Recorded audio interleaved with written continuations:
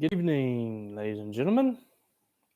Good to be back on here talking dogs. Thanks for joining in. Robbie Falk here from 247 Sports, also the Starkville Daily News, here for another week of live chatting. And we'll get to any questions, comments that you guys have to talk about what happened this past weekend for Mississippi State. Bulldogs had been on a nice run of 3 straight wins in Starkville after having that setback against LSU. Came out and beat Bowling Green, Texas A&M, and Arkansas, all by 3 touchdowns and scored 40-plus points in all 3 games. So feeling pretty good going into that Kentucky game on the road, but State fell right back into that same trap that they had against LSU earlier this year. Came out flat, really on both sides of the ball. I thought they played okay in the first half defensively, but offense was never really clicking for Mississippi State outside of really one possession.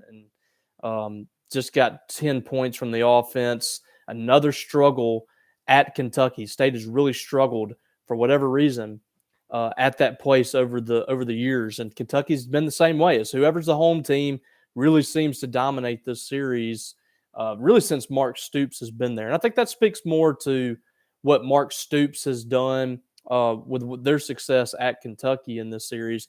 That speaks more to the stability that he's brought to Kentucky. And I think, I don't think I gave Kentucky some of the credit they deserve because I think they deserve a lot of that credit. And I don't think a lot of us have given them some of that credit. This isn't their best team that they've had under Stoops, but this is still a really solid team. They got the leader that you need at the quarterback and Will Levis, and there's some things that he doesn't do great. There's some things that he does do great. But one of the things that he does really well is he leads that team, and he brings that team a different kind of demeanor that they didn't have last week, or I guess the week before against South Carolina. So I don't think we can discount what Kentucky's done either. Now, we're going to talk about some major issues for Mississippi State too, but I think we have to give Kentucky the credit they deserve as well. So we're going to kind of delve into the issues that Mississippi State faced this weekend. Just a kind of rough look at the numbers right now.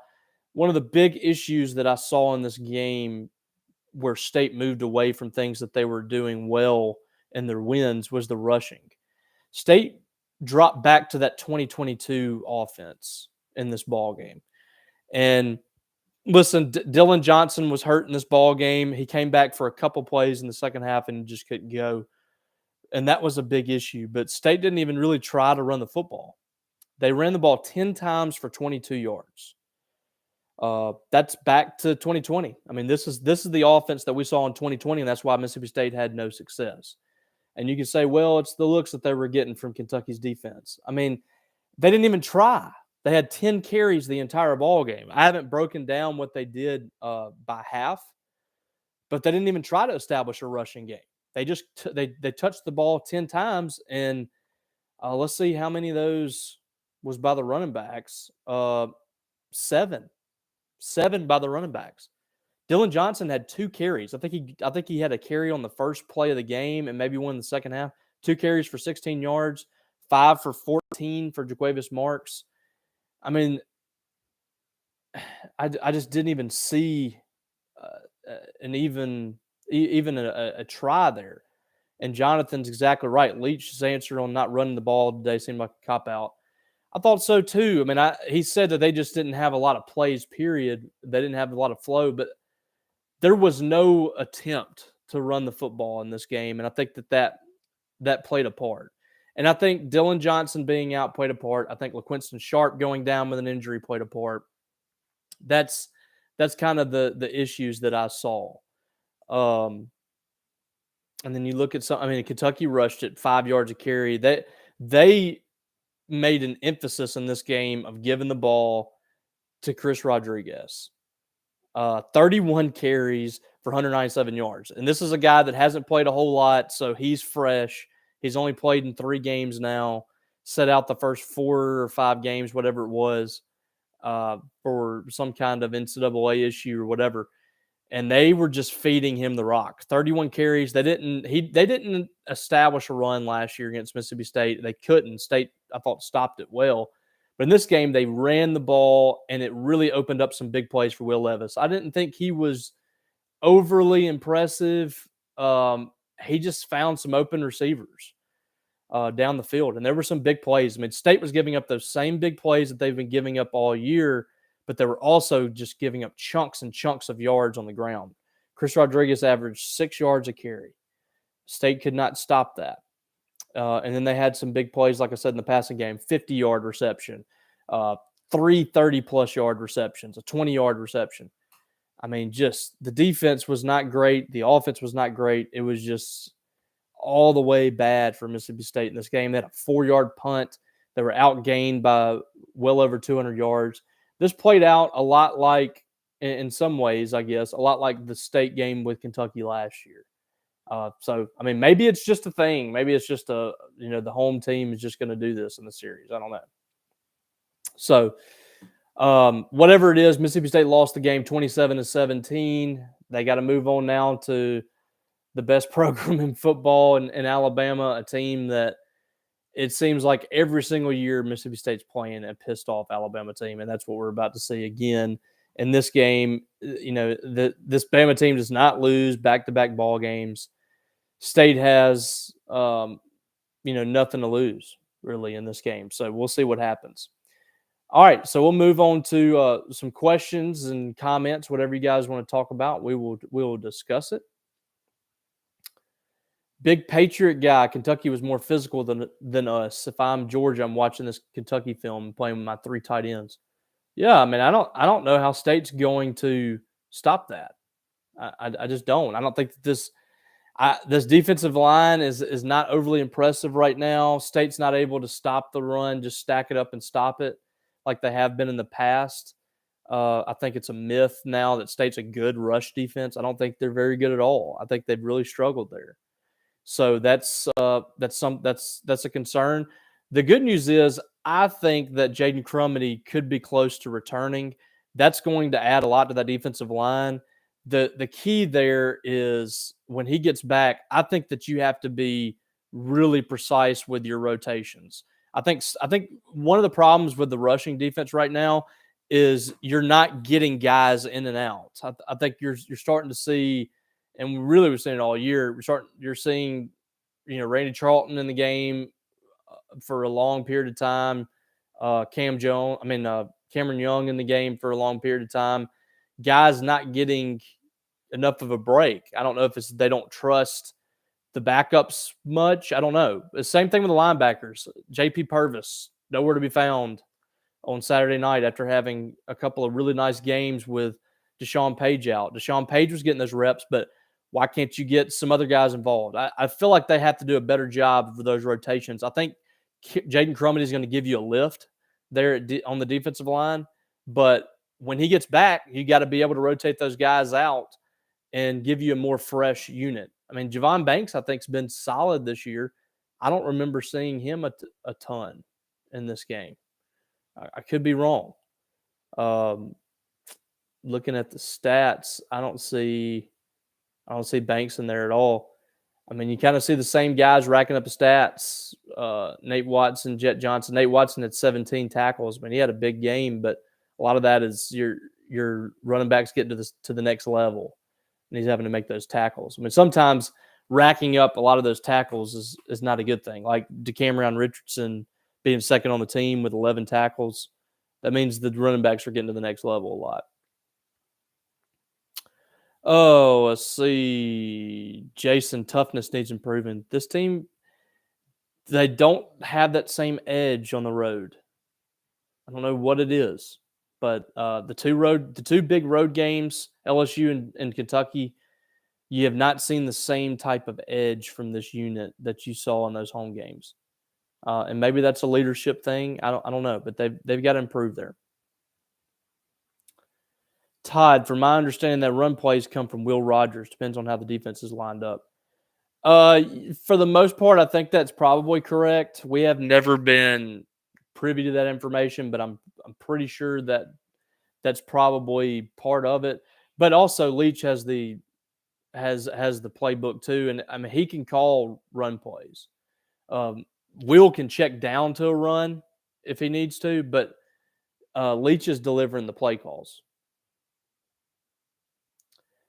David, got to run the ball no matter what. Use backups if the starters are too dinged up. I agree. I don't understand. I think that Dylan Johnson being out hurt the run game, but I don't understand not trying it at all. I mean, they ran the ball 5 times outside of Dylan Johnson's 2 runs. 5 times. That's never going to work.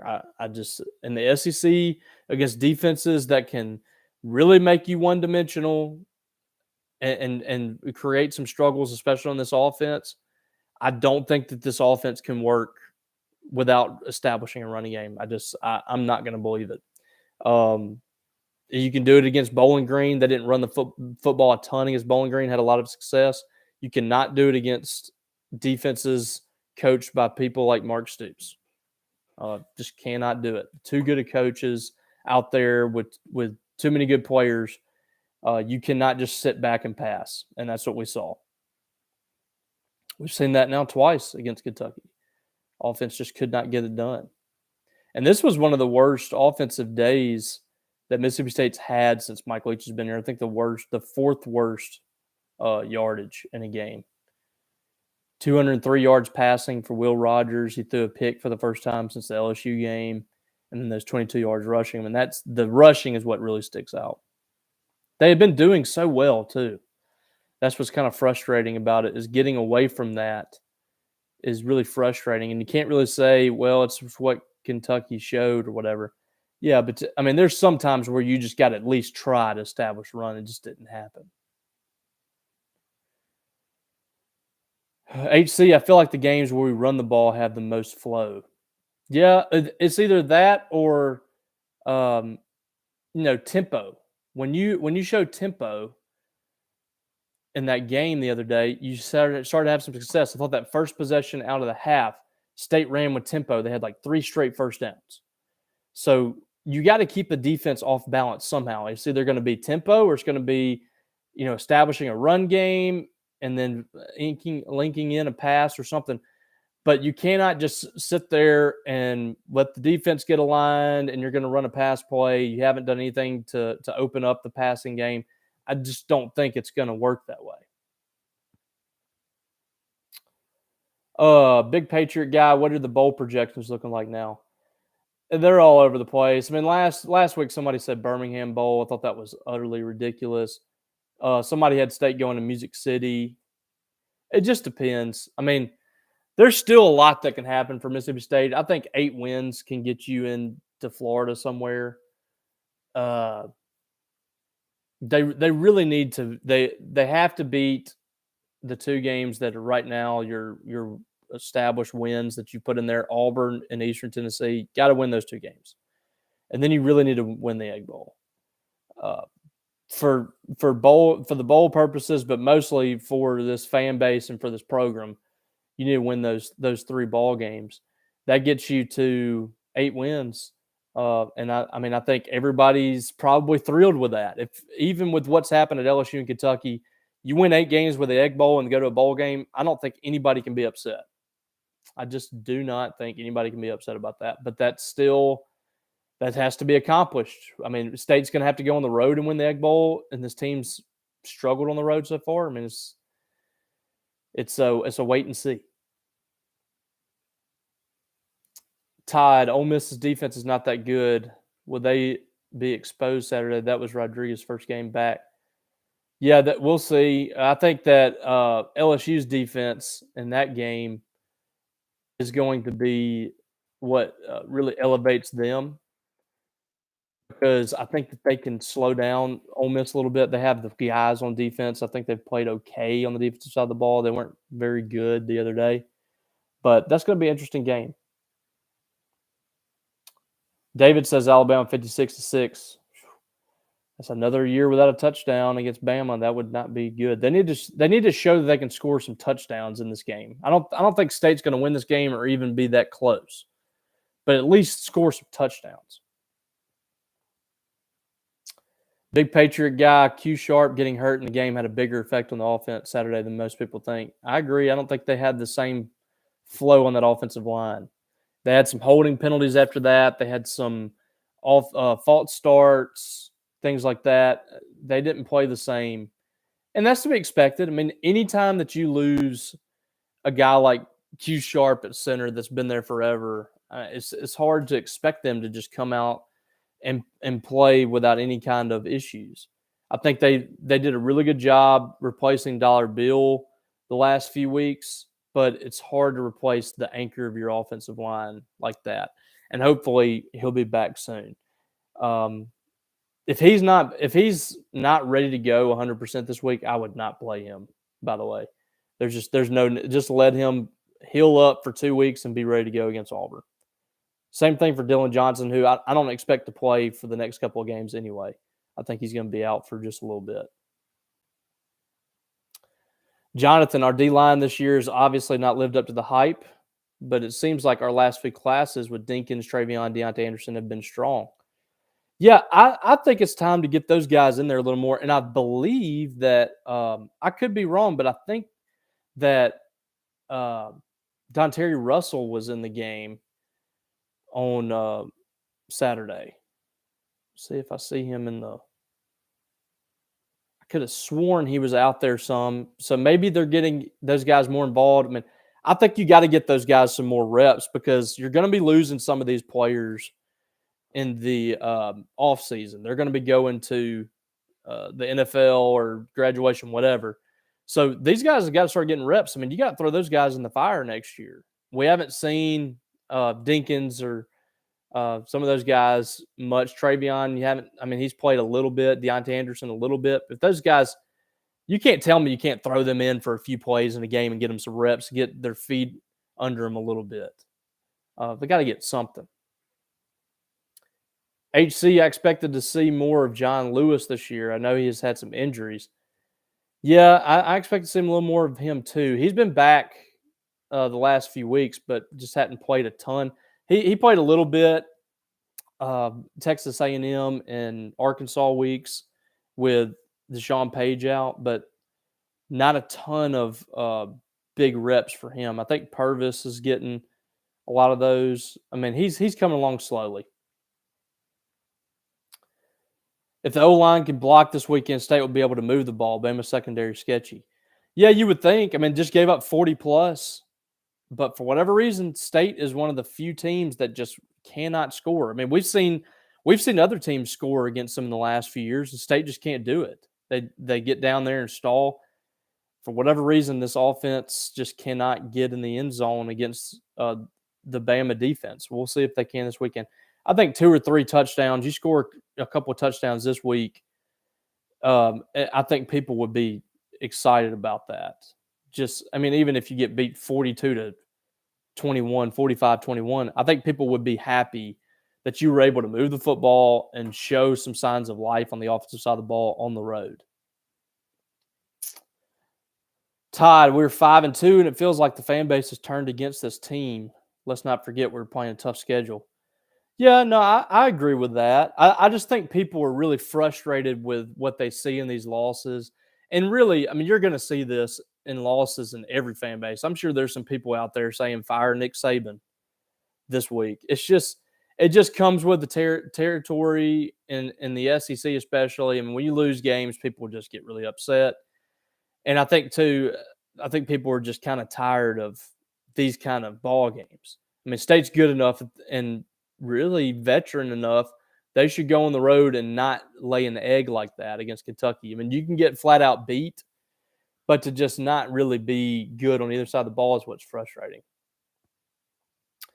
Brad, can Nathan Pickering be considered a bust? Not trying to be hard on the kid, but doesn't seem like to have the impact we expected. For his ranking, he has not been consistently great, but he's been productive enough. I mean, we had this conversation back during the summer about some guys that were busts in the state of Mississippi, and there were some that didn't really have the careers they were expected to have. You know, Channing Ward was one of those guys at Ole Miss. He was never just great, didn't really start that much, if at all, but was pretty productive when he was in the game. I think this is kind of similar territory with Pickering. And, maybe the light really comes on for him. I think he's definitely shown flashes. He's got some ability. You just haven't seen it consistently. And, he's still got back half of the schedule. Maybe he can really turn it on here.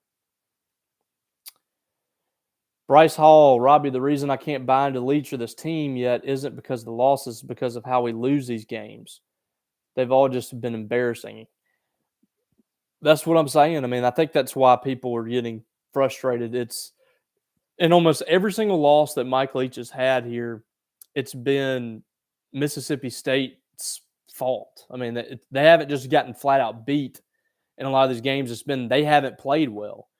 And I think Kentucky did enough to make it very difficult for Mississippi State too. So I'm not going to take anything away from them. I think that was more of a Kentucky just beating Mississippi State, as opposed to the LSU game where State just kind of gave that game away. This game was a little different to me. I thought Kentucky made the plays when they needed to make them on both sides of the ball. So I hate to take a lot away from them. I think State could have been much better in that game, though. They should have been much better. Cal, our offensive line protected great. I don't understand what stalled Saturday night. Yeah, I think it really was Sharp going out. I think that really hurt. Gil Mankling. Let's say we end the season 7-5 with a win against Ole Miss. This season a disappointment. It's not as much a disappointment if you lose that game to Ole Miss. I think people are going to want you to win that game. You win that game against Ole Miss and you got 7 wins. That means you lost to Auburn. So I mean that's going to be pretty rough. So I mean, I don't know. I think they'll take. I think you guys would probably take. I don't want to speak for you, but 7 wins and a win against Ole Miss, I think you would take that over losing to Ole Miss and being 7-5. So I mean, going and winning the bowl game and being 8-5, I think would really help at that point. If you're 7-5, you beat Ole Miss, I think you have to win the bowl game for people to feel really good. I think 8 wins is really where you got to get. One way or the other, either regular season or bowl game and a win versus Ole Miss. David, the problem fans have is when the whole State team looks bad, looks lost, no excuse to get dominated. Yeah, I don't know what happened. I really don't. They just didn't come out and play sharp on either side. Kyle, Kentucky only sent 3 or 4 all night and still managed to confuse Rogers. He had clean pockets all night, still couldn't find anybody. Yeah, the 2 defenses that have given them the most trouble has been LSU and Kentucky, and both of those teams kind of muddied the waters pre-snap. And that's where, when Will's really firing all cylinders, it's pre-snap, recognizing the defense, seeing whether or not he's got a man-to-man on the outside where he can throw a fade if he needs to down the field, or he's got an opening across the middle of the field. That's kind of what gives him trouble, is when the defenses show one thing pre-snap and then go completely different direction. And I think that's what LSU did. I think that's what Kentucky did. And it makes for some mistakes, and he made some mistakes in that game. Jason, big wide receiver commit. Yeah. Mississippi State got a commitment from Creed Whittemore out of Florida, out of Gainesville to be specific, and was committed to Florida State. His brother plays for Florida State, wide receiver. There seems to be maybe some disconnect between maybe Florida and the family. I'm not sure the specifics. I don't want to go into too much detail there. But I think, too, State really made an impression on him last week when he came to campus, or a couple of weeks ago, when he came to campus for an official visit. And I said this on the podcast a while ago. This is why you continue to recruit kids that might not look like you can get them. Kids that look like a slam dunk for some other school, you still got to recruit these kids. You never know. And I know our guys at 247 are really excited about him. The guys that are from the state of Florida, like Andrew Ivins, he's had some really good stuff on Creed the last couple of days about his impact and kind of what he's going to bring. You guys can go check that out on our website. But yeah, he's a quarterback that's going to switch over to slot when he gets to Mississippi State. And Andrew has actually seen him play wide receiver some at camp and thinks he's just going to be tremendous in the slot. So super athletic kid. You can see it on film, the way that he really has a vision of the field. Love the acceleration in the open field. I love the vision that he has, his cuts, just a natural. I think he's going to fit in really well in this offense. He should be able to play relatively early. He seems to be a really smart kid too. Early enrollee. I mean, the spring's going to be big for him. Oh, Daniel Wheely, to build on the way we lose conversation, it aggravates a ton that Leach seems so nonchalant about it. This isn't what we accept or should accept, at least. Grow up, go win football games. Yeah, it's just his style. I mean, that's just who he is. I mean, he goes about things the same way every day. So when he's winning, you love what he's doing. When he's losing, you don't, because that's just how he is. And nobody's going to change it. He's been doing this thing for a long time. Nobody's going to change Mike Leach. He's been successful, and he's also left some meat on the bone as a coach at some places. And that's what you sign up for when you get him. It's going to be frustrating at times, and there's also going to be some fun times whenever he's your coach too. You just got to hope that there's a lot more fun than there is no fun. So hopefully State has not had their positive Mike Leach moment yet, as opposed to the bad experience, which could either be the LSU or Kentucky game. Maybe the bad experience is gone and the good has not gotten here yet, because you still have some games on the table that could be some big time upsets, and he's had a lot of those in the past. So we'll see what happens in the next month or so. Todd, what are the chances of getting the running back from Picayune? Still wait and see. Todd's talking about Dante Dowdle, the running back from Picayune, 4-star running back committed to Oregon. Probably going to end up in State if I had to guess. Ole Miss has been the team to watch there, but State just offered him. He's a kid that has a background with Mississippi State, grew up, from all indications, he grew up cheering for Mississippi State. And the Bulldogs did not offer until last week. So this is a late development for Mississippi State, trying to get in the game with Dowdle. And you really just got to get the kid on campus. He was supposed to come to Arkansas. Of course, 11 a.m. game. It's hard to ask a kid to come from the coast up to Starkville for an 11 a.m. game after he just got done playing a high school football game on Friday. So not going to fault him for that. Supposed to come to the Auburn game. We'll see if that transpires. If it does, I think that's good for Mississippi State. Just getting him on campus, getting a chance to talk to the coaches and all that, I think would be good. Jason Washington's on him. I trust Jason Washington. He's one of the more experienced Mississippi State recruiters, one of the better recruiters for Mississippi State on that staff. So, we'll see what happens. I think you got a good selling point. You're doing a lot of good things with Dylan Johnson this past game notwithstanding. I think he can fit in a similar role to Dylan Johnson, being a kind of a grinder running back, guy that can eat up some yards and move the chains. I think that's what he brings to the table. And a really good offset to what you have coming in with Seth Davis, who's a speed guy, a guy that can really bust a big play. I feel like Dante Dowdle is a little bit different, and he could be really big for this offense for State. I would go all in on him. I would have gone all in on him in the spring, and I think they would have been able to get him. But now you're playing, catch up here, and we'll see what happens with him. But the best that you can do here is just recruit the kid as hard as you can and see what happens. Big Patriot guy, any thoughts if we would lose some coaches after this year? We'll see. I for the most part, these guys, the coaches are pretty loyal to Mike Leach, unless they're getting promotions. He does a pretty good job keeping a staff together. It's always tough to keep a whole staff together. So, last year, the first year, Mississippi State, I don't think lost anybody. Last year, they lost Dave Nickel and they move some guys around. But for the most part, this staff is mostly the staff that has been here the entire time. So, we'll see what happens. But I'm not expecting anybody.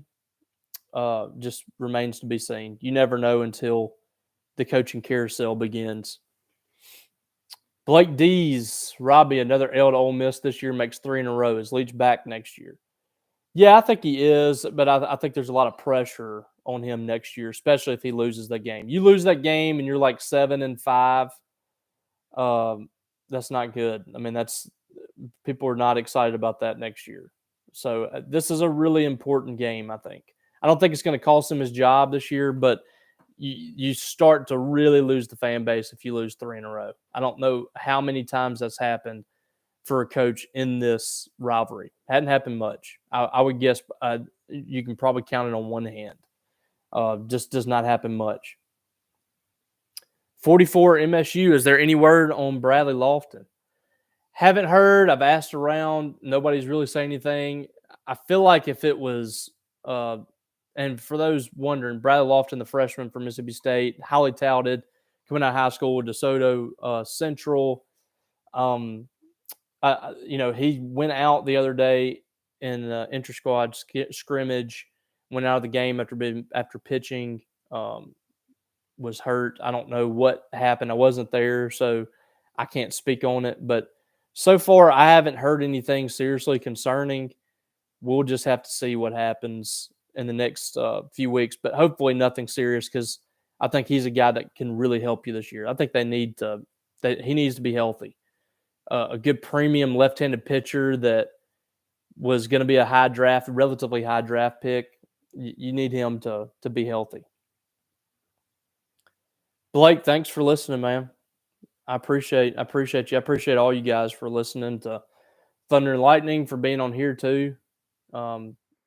We've had a good year so far. Reggie, is Antonio Harmon injured or has dropped down the depth chart? I think that the biggest thing is it seems like Justin Robinson's passed him on the depth chart. Justin Robinson's just been better, I guess. I haven't seen practice. I think a lot of times they go off of what they see in practice, and it seems like Justin Robinson's been more consistent in recent weeks, I guess. And just looking at the stats here, Justin Robinson, 10 catches, 104 yards. Harmon, 5 for 61. And Harmon's played in 4 games. He hadn't played in the last 3 games. So he's last 3 weeks has kind of fallen off a little bit. I'm not sure what's going on. I think it's probably, though, Justin Robinson. Big Patriot guy, what are you hearing on Sawyer Robertson if Will leaves or if he leaves? That's a big distinction there. If it's about him, I haven't heard that he's going anywhere. I don't think he's ready quite yet to take over for Will, but I think if Will Rogers leaves, okay. I don't think Will's going to leave. If he does, though, I mean, year 3 for Sawyer, he should be getting ready. It should be about ready. I wish we could see him a little bit more than we do, but that's just not really Mike Leach's style to get those guys in quickly in those blowouts. I wish we could see him a little bit earlier, let him throw it around a little bit, things like that. But it's just it's not his time yet. But I have a feeling when his time comes, he should be ready. He's taking a lot of reps and practice and all that, so he should be getting close. Blake, one thing that's frustrating is this is one of Leach's best teams with juniors and seniors. Just frustrating to see them like they've never played on the road before. Yeah, and I mean, that's a lot of these guys are coming back next year. I think next year has a chance to be his best team. He's going to have to pick up a couple of guys in the portal, probably on the defensive line, defensive backs too. But I think next year has a chance to really be his best team. But yeah, I mean, this team is old enough. They should be playing better on the road. They definitely should have won that LSU game, and I think this Kentucky game was in reach. They very easily could have won this game too. So it's frustrating that both of those games were within reach on the road, and you kind of melted out there.